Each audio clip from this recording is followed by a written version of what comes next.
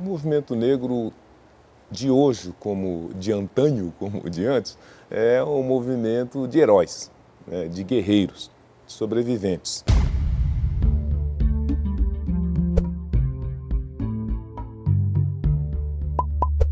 Hoje o Brasil tem o prazer de receber o professor José Vicente, né, um dos pioneiros na inclusão de alunos negros no ensino superior.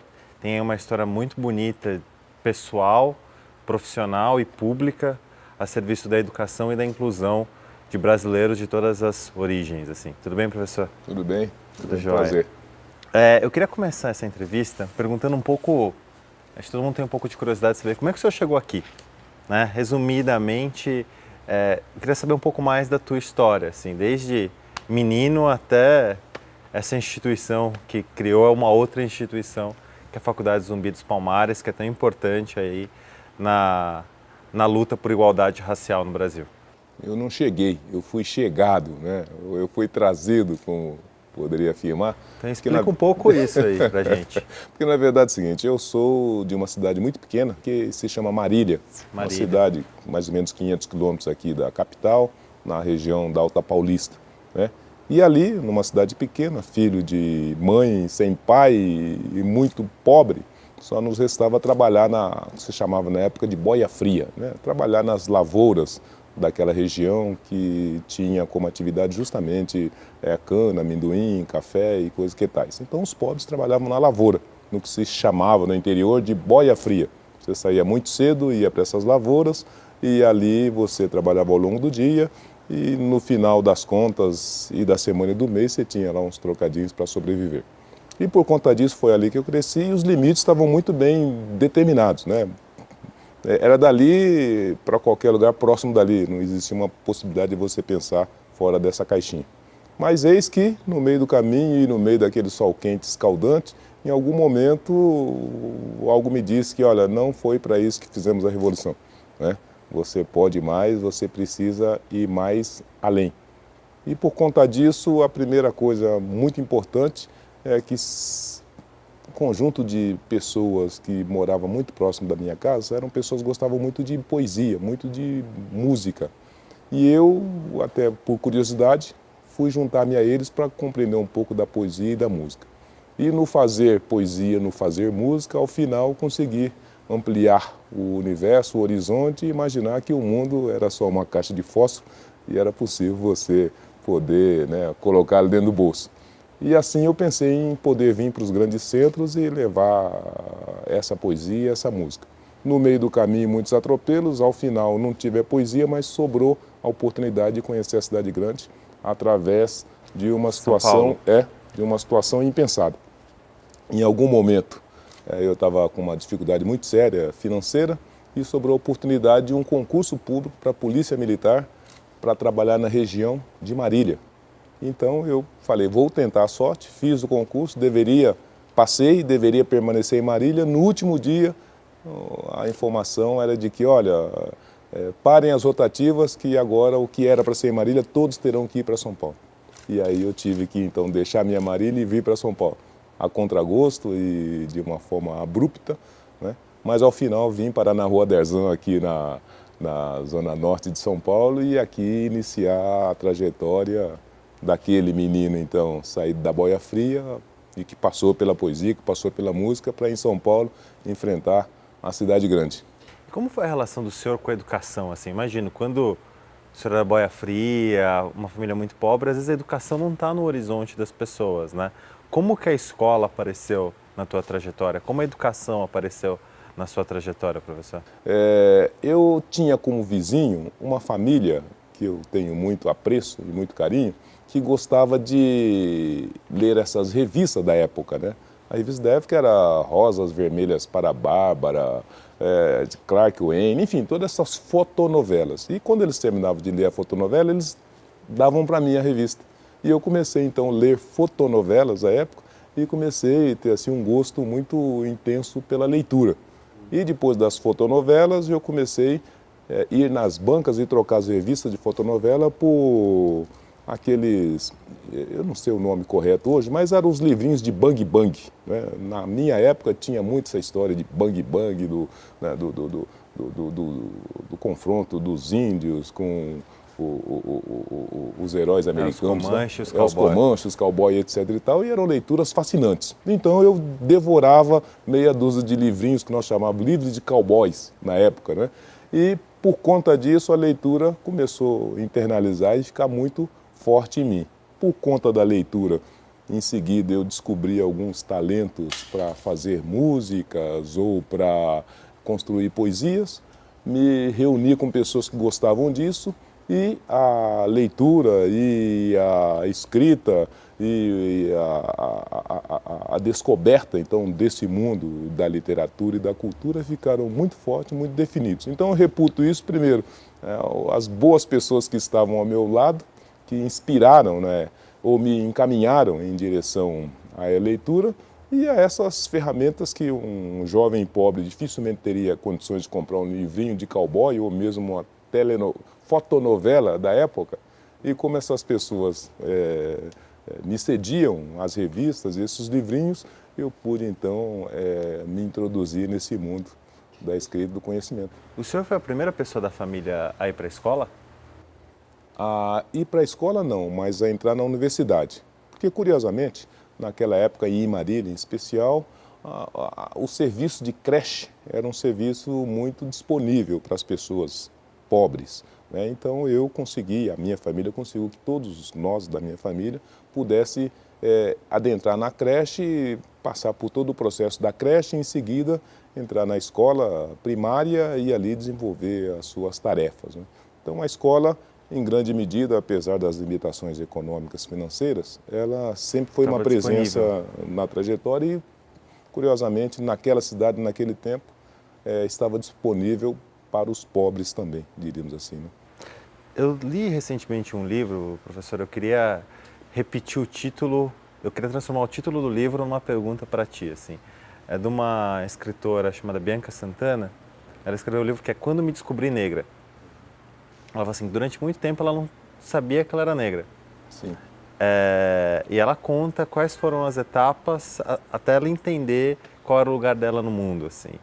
E eu queria repetir eu queria transformar o título desse livro numa pergunta para o senhor, assim. Quando é que o senhor se descobriu negro, assim? Que momento você falou, eu tenho que fazer algo porque eu sou um negro no Brasil no século XX? Eu descobri isso quando eu estava na universidade. Na universidade? Aqui em São Paulo? Aqui em São Paulo, né? Eu cheguei aqui em São Paulo, tinha terminado o segundo ano do colegial, precisei terminar o terceiro colegial, na época, terceiro colegial aqui em São Paulo, e em seguida eu consegui passar no vestibular do curso de Direito na Faculdades Integradas de Guarulhos, uma cidade aqui próxima de São Paulo. E chegando ali, não é, eu pude então deparar com algumas circunstâncias que me fez, né, acordar, abrir o olho e descobrir que tinha alguma coisa diferente que eu não tinha notado na minha trajetória e que agora mereceria uma atenção especial, né? E foi ali que eu me descobri pela primeira vez como um indivíduo, né, como um cidadão, como um jovem negro, né? E a partir daí as coisas ficaram muito mais claras, muito mais definidas e mais do que claras e definidas, elas foram um divisor de águas, né, no José Vicente de antes e no José Vicente que viria depois. E tem algum episódio específico, professor, ou alguma coisa que foi um acúmulo de coisas? Teve um episódio muito curioso, porque eu, por circunstâncias, sempre gostei muito desses debates, dessas discussões, sempre gostei de estar nesses ambientes em que os mais variados temas se colocavam para serem debatidos, e surgiu uma oportunidade de integrar uma chapa do diretório acadêmico da Faculdades Integradas de Guarulhos. E como surgiu essa situação, eu me inscrevi. E alguém, então, quando do desenvolvimento dessa inscrição e desse processo, olha, mas nós não podemos ter um negro como vice-presidente, né? Ou na Sério? chapa de direção do nosso diretório da Faculdade Integrada de Guarulhos. E aí todo mundo, mas por que não? E aí veio a história, mas se tiver um negro a gente vai desqualificar, né, o diretório, vai desqualificar o trabalho que aqui precisa ser feito. E aí todo mundo se revoltou, e eu mais, mas quem disse isso para você? Quais são os seus argumentos, seus fundamentos, etc. e tal. Aí teve lá um bate-boca danado, mas ao final, quando terminou tudo, e eu voltando para casa, que eu falei, puxa vida, eu não tinha percebido que isso daqui, por não ter sido tão latente, tão ostensivo ao longo da trajetória, ele não existia. E agora eu percebi que ele existe, que ele é latente, que ele é ostensivo, e se você olhar com um olhar de lupa, com um olhar diferenciado, né? Se você olhar de uma forma estruturada, você vai perceber que as coisas não são bem assim. E foi o primeiro episódio de racismo que o senhor enfrentou, professor? Nossa, esse foi o primeiro dos objetivos, dos ostensivos, né? Daqueles, então, que agora estava sobre um olhar estruturado, né?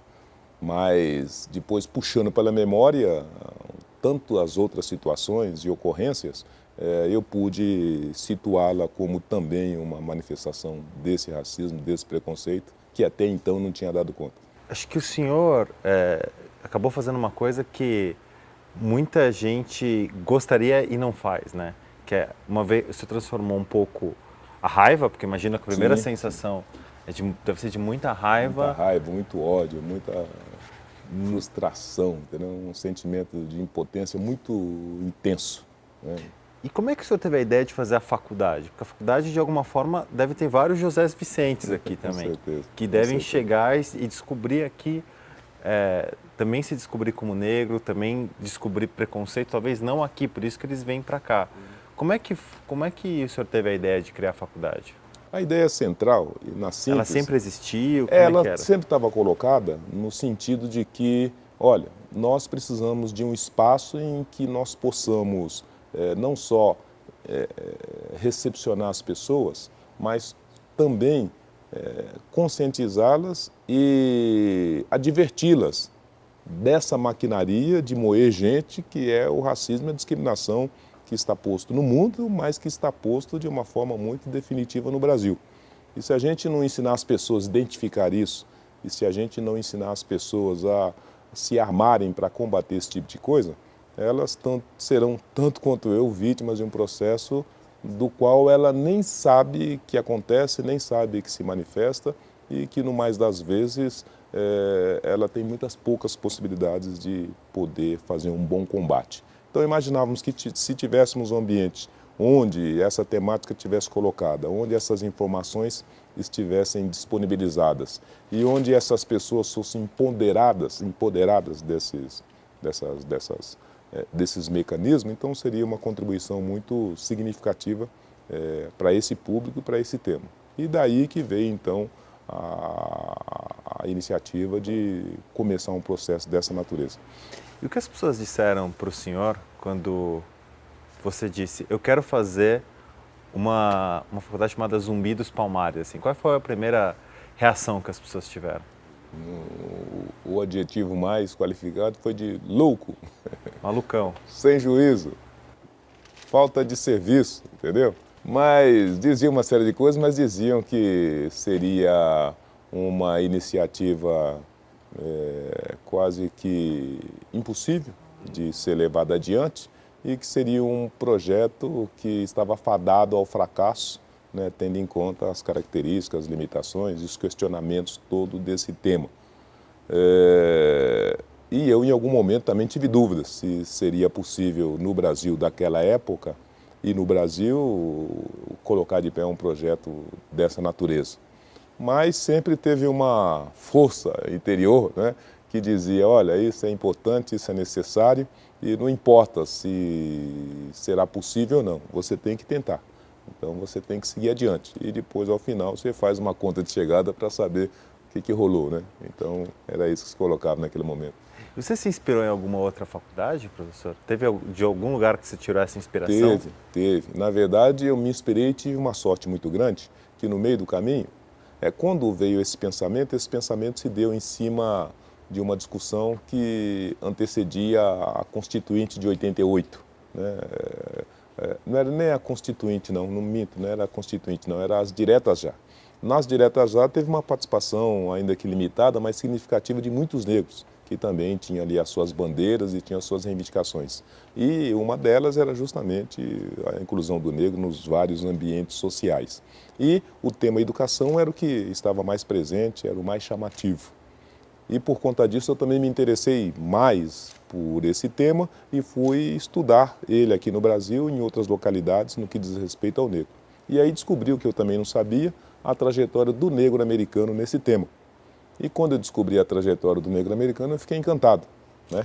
E mais do que encantado, eu depois tive a sorte de, num convite da Embaixada Americana, poder ir nos Estados Unidos conhecer um pouco da trajetória do negro americano nas universidades. E quando eu vi aquilo, fiquei então fascinado e fiquei muito mais entusiasmado, porque os negros americanos, na perspectiva de separados, mas iguais, eles tinham, né, uma universidade para o branco, uma universidade para o negro, a igreja para o branco, a igreja para o negro, né, uma mula e um acre de terra para o branco e uma para o negro. De modo que nos Estados Unidos, naquela época, ainda até hoje, tinham 150 universidades negras, né, todas elas eram mais ou menos de 1800, 1850, e a metade delas eram universidades públicas.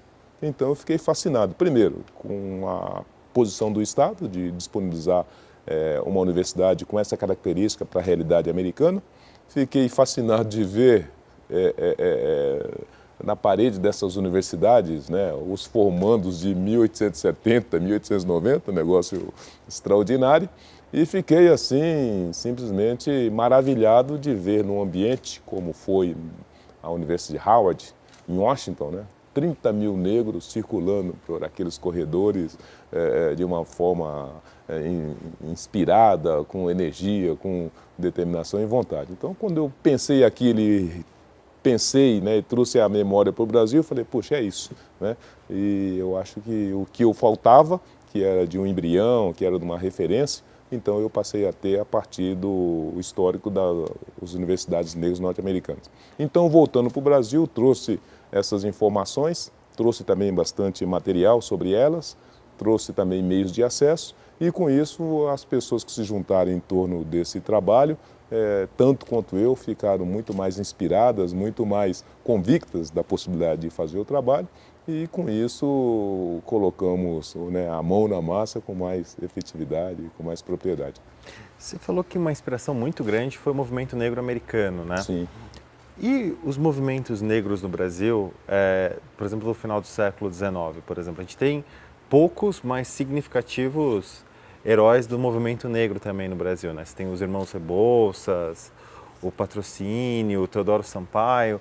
Como é que é a relação do senhor também com esses brasileiros negros que também tiveram uma trajetória muito até parecida com a tua, assim? Não, eu fiquei fortalecido, né? Eu fiquei muito mais estimulado, porque quando você vai buscar justamente a participação e a atuação dos negros dessa época antecedendo a abolição, pós-abolição. Os negros abolicionistas, né, que conseguiram ir para a faculdade, ter formação. Sim, então você vai ver que a luta deles, antes e depois da abolição, foi uma coisa fantástica. E o protagonismo de cada um deles, então, foi um protagonismo extraordinário, né? Nós podemos traduzir muitos deles na figura de Luiz Gama, por exemplo, que dá uma dimensão do que foi a participação dele. E, curiosamente, você vai ver uma presença do negro muito mais visível, principalmente na mídia, né? Os jornais da época eram um espaço em que poucos podiam dele participar, mas os negros criaram jornais de toda a natureza, os negros fizeram o debate, os negros fizeram as reivindicações, os encaminhamentos políticos e muitos deles tiveram muito sucesso, né? Como foi Luiz Gama, mais Teodoro Sampaio e tantos outros. Então, esse antecedente é o que nos inspirou, porque quando eles faziam essa luta, a luta estava estruturada em cima desses dois parâmetros. Olha, liberdade, ainda que tardia, né? Agora o mecanismo central para manter e ampliar essa liberdade, que é conhecimento, que é educação. Então todos eles diziam que, olha, a forma de garantir a liberdade é permitir que o negro possa acessar o conhecimento, que o negro possa ter educação e acesso à escola pública da época, que não era lá grande coisa, mas que tinha, mas logicamente os negros nela não chegavam. Então, essa é uma discussão que começa ali ante e pós-abolição, se desenvolve ao longo desse primeira metade do século XX e que vem sofrer um impacto muito forte, principalmente em 1930, né, por conta da Revolução histórica que se tem aí e também da Revolução Constitucionalista. A bandeira que o negro colocou como reivindicação, tanto para participar na Revolução Constitucionalista como na Revolução do Getúlio, era justamente que a educação fosse disponibilizada e que os negros pudessem acessar igualitariamente esses ambientes. E ao tempo que se fazia isso, fazia também um movimento para dentro muito interessante, porque nós temos uma das grandes instituições da época, que é a Frente Negra Brasileira, e a Frente Negra Brasileira, que era um reduto de discussão e consensualização política, mas também de uma série de ferramentas de inclusão social, ela pensou e estruturou a primeira escola negra dos negros no Brasil, que foi a Escola Frente Negrina, né? Então foi uma escola que teve uma vida significativa, quase 5 anos, e nesses 5 anos ela incluiu e qualificou pessoas como um embrião do que poderia ser tantos outros passos como esse, mas fundamentalmente um embrião simbólico do que poderia ser uma outra instituição lá na frente, e que em grande medida se traduziu e se transformou na Zumbi dos Palmares. Então nós já tínhamos esse pensamento colocado, já tinha essa definição como um caminho a seguir, a educação era o caminho a ser seguido, e nós tínhamos já uma série de reivindicações nesse sentido dos negros daquela época, fossem os negros importantes ou os desimportantes, né? E tivemos então algumas experiências próprias para fazer esse trabalho. Aqui em São Paulo, a Frente Negra Brasileira, mas no Rio Grande do Sul, no Rio e em outras localidades também teve algumas experiências muito embrionárias e muito localizadas, né? De modo que não estamos sozinhos nessa, e essa ideia, bem da verdade, não é nenhuma ideia original minha, né, ou dos negros da minha era, é só uma continuação. Continuação de uma longa história. Professor, foi muito interessante ter essa visão histórica do movimento negro no Brasil. Eu acho que eu não tenho como escapar dessa pergunta. Assim, qual que é a sua avaliação do movimento negro hoje, no Brasil atual, né, 2018? E também queria emendar ela, que é porque boa parte da discussão hoje sobre inclusão racial, ela acontece mais nos partidos de centro para centro-esquerda, porque a gente tem poucos movimentos de inclusão, né, de equidade racial na centro-direita e até na direita. Qual a avaliação do senhor sobre isso? Primeiro, sobre o movimento negro. O movimento negro de hoje, como de antanho, como de antes, é um movimento de heróis, né, de guerreiros, de sobreviventes, que lutam uma luta justa, mas uma luta que, no mais das vezes, é uma luta solitária, contra tudo e contra todos. Primeiro, porque nós temos essa posição da sociedade, do país, de que não existe racismo. E depois que se existe racismo, é um racismo tão diminuto, ele é tão fragmentado, ele é tão capilarizado que não produz malefício nenhum, nem para negros, nem para brancos. Então deixa como é que está para ver como é que fica, né? Então essa é a primeira coisa. Segundo, que é uma luta de titãs, né? Desiguais, né? De Dons Quixotes, né? O negro sem ferramentas, sem material, sem instrumental, sem recurso, fazer uma luta de mudança política e cultural. Então, fazê-la como fez desde a antecedência da abolição, mantê-la como manteve depois da abolição e ter chegado até aqui, então tem sido um esforço sobre-humano, por isso são heróis. O segundo é de que os negros nessa luta foram bem-sucedidos, né? Primeiro que sobreviveram até aqui, apesar desse verdadeiro holocausto que se abateu sobre o negro antes na escravidão e depois da escravidão. Segundo, que ele conseguiu ainda trazer aliados, e trazendo aliados, fazer prevalecer uma construção ideológica que permitiu furar o núcleo duro desses que não compreende necessário qualquer intervenção nesse tema negro. De modo que as conquistas que se trabalhássemos do ponto de vista simbólico, nós saímos de uma reivindicação de escola, lá com Luiz Gama, não é? E chegamos às cotas de 10% para negros nas universidades, que era o que se pedia nas diretas já, e depois na Constituinte, e chegamos agora, na atualidade, com uma cota de 100%. Né? Porque a lei que se construiu é uma lei que define que a cota tem que considerar a representação demográfica local, de modo que na Bahia a representação demográfica local é de 80% de negros, então a Universidade Federal da Bahia teria 80% de negros como cota. Então veja, olha, era uma solicitação quase imponderável e que no desenvolvimento de uma luta marcada principalmente pela militância negra, conseguiu fazer dois movimentos. Primeiro, trazer para dentro do movimento parte dessa sociedade que tinha uma resistência contra esse tipo de coisa, e com essa representação da sociedade, fazer uma mudança que até os negros julgavam imponderável. Imaginem vocês que hoje nós temos 20% de cotas para negros no judiciário, não para serventuários, mas para juízes. E nem os negros, nos seus melhores sonhos, imaginavam que seria possível não só criar cotas, depois uma cota que trouxesse o Ministério Público, magistratura, Força Armada, etc. e tal. Mas foi uma luta que, apesar da resistência e apesar da valentia dos negros, foi uma luta que contou com grande parte dos brancos que estão distribuídos nesses ambientes que você está noticiando, à direita, à esquerda, o centro, o meio.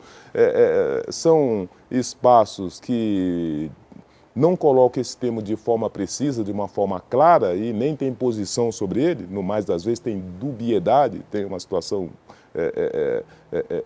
de hipocrisia, uma postura até cínica, não tem racismo, racismo é social, e quem é negro nesse país, etc. e tal, mas ao final foram essas pessoas e esses ambientes que ajudaram a fazer a aprovação dessas leis, porque nós não temos negros no Congresso, nós não temos negros na burocracia, na alta burocracia, nós não temos, talvez, nem negro para construir um esboço dessa natureza. Mas mesmo assim a gente conseguiu, sem um negro no Congresso, aprovar cotas para negro no Judiciário, através de uma alteração na Constituição. Então, a despeito de você não ter uma presença clara dessa participação do negro nessas posições políticas, ou de centro, ou de direita, ou de esquerda, e elas serem diminutas de verdade, até objetivamente, me parece que o discurso e a capacidade de atratividade para dentro do discurso permitiu que, mesmo não tendo essas representações, você, ao final, produziu um resultado que foi uma mudança política e legal extraordinária, a ponto de inverter, pôr essa mesa de pernas para cima. E isso foi, então, um resultado e foi uma conquista do movimento negro. Agora, o que restou, o que resta, é essa impotência de entender a política como um espaço importante de fazer mudança e transformação. E por conta disso, ao passo que a gente consegue as mudanças cultural, legal e legislativa, a gente não consegue ter representação política, seja à esquerda, seja à direita e seja ao centro. Então você tem meia dúzia de deputados negros, aqui em São Paulo você tem um vereador, mais um deputado estadual, 2 senadores da República, quando esses negros são os 54% da população brasileira. Então, o que se costuma dizer nesse tema, do ponto de vista de internalização dessa agenda, é de que entre a direita, a esquerda e o centro, nós continuamos negros, porque nenhuma delas trata de uma forma verdadeira, profunda e com seriedade a questão do negro no Brasil. Achei muito interessante essa visão que o senhor trouxe, professor, e fiquei pensando muito, você fez um panorama muito interessante sobre a falta de representatividade dos negros no Estado brasileiro, né, nas instâncias de poder público, assim. Eu estava lendo uma entrevista também recente do senhor, em que o senhor fala também do setor privado, que essa acaba sendo uma questão muito séria para os alunos que saem daqui, né? Que nem todos querem ir para o Estado, nem todos querem ir para o governo, mas quando eles chegam nas empresas, tem uma barreira enorme também. Como o senhor acha que a gente pode responder isso como país, assim? Como que a gente pode também garantir ou trabalhar para que os negros também tenham, pelo menos possam sonhar com acesso ao mercado de trabalho as boas posições no mercado de trabalho? A mãe de todas as batalhas será a mãe que libertará os seus filhos e que se manifesta através do combate inexorável ao racismo e à discriminação. Ou, como diz o ambiente corporativo, ao viés inconsciente, né? A bem da verdade, o ambiente corporativo é uma extensão da sociedade e ele, com mais intensidade, sofre e padece desse olhar, dessa atitude e dessa postura que divide as pessoas a partir da sua cor e da sua raça, né? E não sou eu que estou dizendo, é só pegar todos os estudos e pegar os indicadores, né? Nós temos as 10 mil maiores empresas do Brasil, os negros inexistem. E nós chegamos ao absurdo de ter empresa com até 3 mil funcionários que não tem negro de A a Z. Num país que 54% de negros, de pessoas, de brasileiros são negros, que nome você pode dar isso senão um apartheid pior do que o apartheid sul-africano, pior do que o apartheid americano? E por que esse apartheid existe, é autoalimentado, permanece e ninguém se dispõe a combatê-lo ou a tentar saneá-lo? Então essa é a pergunta que nós vamos ter que responder para todos nós. De modo que, se quisermos mesmo essa liberdade propugnada, se quisermos mesmo um Estado democrático de direito e se quisermos mesmo oportunidades iguais, nós vamos ter que desmontar esse monstrengo que está posto e que se manifesta com mais intensidade em outro setor, mas que ele é muito mais visível e ele apresenta suas presas no ambiente corporativo, não é? Como nós estamos dizendo, olha, o Estado brasileiro, apesar dos pesares, minimamente caminhou. Ele construiu uma legislação, né, era um discurso, internalizou o discurso, traduziu esse discurso em marcos legislativos e a partir dos marcos legislativos já está entregando alguns resultados extraordinários, né? Nós estamos dizendo que os negros nas cotas, nas universidades federais, chegou a 1 milhão de jovens negros. Pô, não é pouca coisa para um país que até ontem tinha 100 mil jovens negros no ensino superior. Nós estamos dizendo que temos cotas no judiciário, no Ministério Público, no serviço público, né? Então, hoje, se alguém quiser acessar o espaço da Petrobras, os grandes cargos, Petrobras, Banco do Brasil, Caixa Econômica, BNDES, etc., ele tem uma vaga reservada. Gostemos ou não gostemos, concordemos ou não, mas está lá uma ferramenta para fazer esse tipo de coisa. Ou seja, o poder público fez a lição de casa. A iniciativa privada ficou do lado de fora, né? E agora, então, não vai ter como finalizar esse longo caminho se você não trouxer para dentro dessa questão e se você não produzir soluções para esse ambiente que é um ambiente em que esse tema tem uma resistência muito forte, um ambiente em que as pessoas que estão dentro dele têm uma posição xenofóbica extraordinária e um ambiente em que a estética negra tem um olhar de negatividade muito intenso, né? Então, e sem considerar que 50% dos brasileiros também são consumidores dessas empresas, desses produtos. E sem dizer que a empresa tem que ter uma função social. E tanto quanto a função social, ela tem que ter princípios que norteiam os seus valores de atuação e da própria existência. Nós vamos ter que responder isso. E responder isso vai significar fazer esse discurso, fazer esse debate, fazer esse embate e procurar caminhos que possam responder a essa questão que antes estava suportada em cima de uma falsa ideia e que hoje nem essa falsa ideia se manifesta. Porque antes você dizia assim, eu não contrato negros porque não tem negros qualificados. Eu não contrato negro porque não tem negro formados. Eu não contrato negros porque não sei onde acho negros. É isso que o ambiente corporativo sempre diz. Tá, mas agora você tem 1 milhão prontos, formados, qualificados, não é? E com as notas acima da média em comparação com seus outros colegas brancos. O que você pode me dizer sobre isso? E, por outro lado, eu vou permitir que esses negros agora devidamente formados, devidamente qualificados, voltem para as UPPs? Porque tem um muro que separa esse negro e o ambiente corporativo numa república democrática de direitos? Então, é essa a questão e esse desafio que coloca para o negro, coloca para o branco. Nós temos feito o que está ao nosso alcance, né, que é trazer esse pessoal, mostrar os indicadores, dizer no que tem sido a trajetória e tentar demonstrar a eles o quanto todos perdem quando a gente deixa essa parcela de brasileiros fora desse espaço de produção, de inovação e de transformação pessoal, espiritual, cultural, econômica, mas fundamentalmente civilizacional. O senhor é a favor de cotas no setor Com privado? com certeza, obrigatoriamente. E olha que nem com cotas a gente consegue resolver parte dos problemas. Lembre-se que nós temos cota para mulheres, no setor privado, e temos cotas para os deficientes. Né? Nenhuma das empresas, nenhum do ambiente corporativo conseguiu cumprir 5% das cotas para deficientes. Mas nem com lei, com o Ministério Público, com o Exército, Marinha e Aeronáutica, a gente consegue fazer o ambiente corporativo cumprir as suas obrigações e cumprir o que determina a lei. Né? E sem cotas, e sem ações afirmativas, e sem qualquer medida que obrigue nós sairmos do lugar comum, a gente não vai mexer nos indicadores. Qual é a medida que o senhor gostaria de ver? Que mudança o senhor gostaria? Uma política pública, algo que seria muito simples, muito rápido e poderia dar resultados muito bons de inclusão? Eu acho que nós precisamos de cotas, ações afirmativas para os negros que estão formados, mas nós precisaríamos dar um passo para trás. Eu acho que nós precisaríamos garantir a esperança e garantir o entusiasmo e a fé e a crença das pessoas na possibilidade de construir uma vida diferente. Isso se faz nos jovens.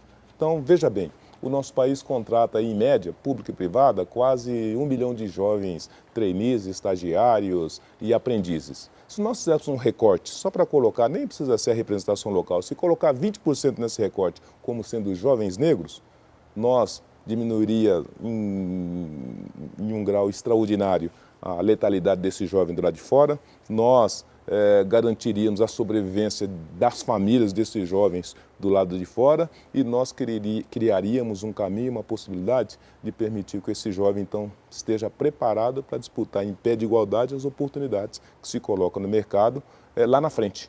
Né? Porque eu não tenho como pegar um jovem da Zumbi em regra e colocar para disputar com o cara do INSPER a mesma vaga na multinacional. Tá? Mas se eu colocar ele antes na multinacional para ir tateando os caminhos, ao final, quando ele tiver que disputar esse espaço, ele está muito mais qualificado, está muito mais estruturado. Então, eu acho que com uma medida dessa, significaria 200 mil jovens, né, nos postos de aprendiz, estagiário, etc. Então, a gente conseguiria fazer uma rede de ramificação que, além de mandar uma mensagem bacana, né, para todos os demais jovens negros e para a sociedade, ajudaria a todos a começar esse longo processo de desmonte desse monstrengo que se chama racismo e discriminação contra os negros no Brasil. Professor, a gente está chegando ao final da entrevista. Eu queria fazer 2 perguntas muito rápidas, que eu fiquei muito curioso com a tua fala. Como é que você recebeu a morte da vereadora Marielle no Rio? Mais um, né? Não recebi com surpresa. Até porque, só pegar os indicadores, as Marielles morrem aos borbotões todo dia e toda hora no nosso país.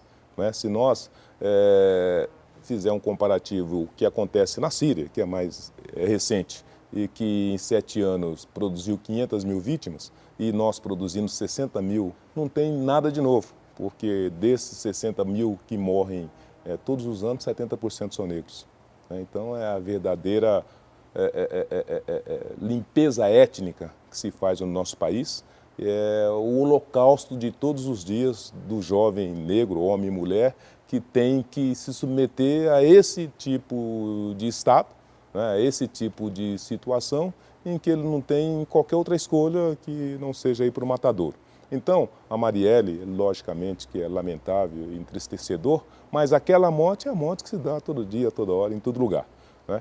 Então, a gente só tem desejo e vontade de que isso possa ter um fim, que a gente possa ter capacidade de não permitir que essas coisas aconteçam novamente e que nós, sociedade, tenhamos energia, disposição, vontade, interesse e responsabilidade para construir um país que não permita que essas coisas aconteçam e que Marielle nenhum seja assassinada brutalmente à luz do dia, com o exército nas ruas, como acontece hoje no nosso país. E a última pergunta, professor, acompanhando muito a tua trajetória, a gente vê que o senhor é uma figura que circula em vários ambientes, tem posições muito moderadas, escolheu uma figura como o Zumbi, que é muito radical, para dar nome à faculdade, né? Por que o Zumbi e não uma figura mais moderada, mas até parecida com a tua trajetória, como o Luiz Gama? Tem uma radicalidade escondida aí, professor? Eu acho que o Zumbi é o radical de todos nós, né? E eu acho que pelo que ele teve que enfrentar e o que ele teve que combater, né, a radicalidade dele foi o combustível estruturante. Porque se ele não tivesse essa radicalidade, ele desistiria no meio do caminho. Porque o outro lado era um inimigo quase que impossível de ser combatido e de ser destruído, né? Nós estamos dizendo um inimigo que operava através da força da cultura, da religião, da própria sistema de justiça, não é? E que ainda tinha ao seu favor as armas e tinha a seu favor a propriedade. Então, lutar contra todos esses inimigos, sobreviver e criar uma história bonita e enriquecedora, só poderia ser feito na base da radicalidade, até contra si próprio, né? Eu tenho que superar os meus limites, isso é uma coisa. Agora, eu acho que todos tiveram as suas radicalidades, né? E a radicalidade que poderia ser colocada como uma manifestação mais intensa de energia, de força, ou no ato violento, ou na força da arma, mas uma radicalidade no sentido de combater uma situação, um destino manifesto que estivesse colocado à sua frente, né? Então, quando você pega a radicalidade do Luiz Gama, que diante de um destino manifesto de ser ali um escravo numa fazenda e que não tinha nada mais para fazer, em que ele foi radical a ponto de entender que o conhecimento poderia fazer dele um homem livre, poderia ajudar ele a libertar muitas pessoas e por conta disso, ele não sei nem como, de que maneira, né, comeu, bebeu, sorveu, dormiu, anoiteceu e amanheceu com os livros, com todas as formas de acesso a esses signos e que permitiu o conhecimento suficiente para ele se revirar, se transformar num homem livre e liberto, trazer mais conhecimento e, trazendo mais conhecimento, fazer do seu discurso um discurso de liberdade, a ponto, depois de ir para um tribunal e ainda libertar quase que 1000 dos seus irmãos. Isso só pode ser uma radicalidade tão ou maior do que a de Zumbi dos Palmares, né? Só que os caminhos foram diferentes, as ferramentas foram talvez modificadas, mas o fim e o fundamento era o mesmo, né? Libertar as mentes, libertar as pessoas e não permitir que um dado histórico e da sociedade pudesse ser maior do que a capacidade de transformação do indivíduo, né? O zumbi poderia ser só um escravo, ficar ali na sua fazenda sossegado, né? Mas ele achou que, olha, eu como uma centelha do universo não posso ser impotente a ponto de mudar isso que está ao meu redor. E ele, com a sua radicalidade e impondo a sua radicalidade, fez a mudança e mudou, né, para um caminho diferente, assim como fez Luiz Gama e como todos aqueles outros que nos antecederam. E, em grande medida, mesmo nós, aqui na Zumbi dos Palmares, era imponderável você pensar em cotas de 10% a 20 anos, quanto mais construir uma universidade. E eis que, né, com uma ideia na cabeça e com um sapato com uma boa sola nos pés, a gente fez uma caminhada que hoje traz essa simbologia que a sua representação pode servir de novo como um estímulo de uma radicalidade, né, de que nós, indivíduos, nós cidadãos, nós, seres humanos, somos indomáveis. E não terá nem governo, nem canhões, né, e nem chibatas que nos determinará como um destino manifesto. Toda vez que a gente ousar, que a gente acreditar, que a gente quiser fazer a mudança, a nossa qualidade de ser humano vai permitir. Professor, eu quero agradecer muito a entrevista. Aprendi muito falando contigo. Boa sorte aí à faculdade, boa sorte para o senhor. Que, enfim, que daqui a alguns anos, quando a gente repetir essa entrevista, o quadro seja melhor do que está hoje. Com certeza, vamos trabalhar para isso. Obrigado, professor. Um grande abraço. Um grande abraço.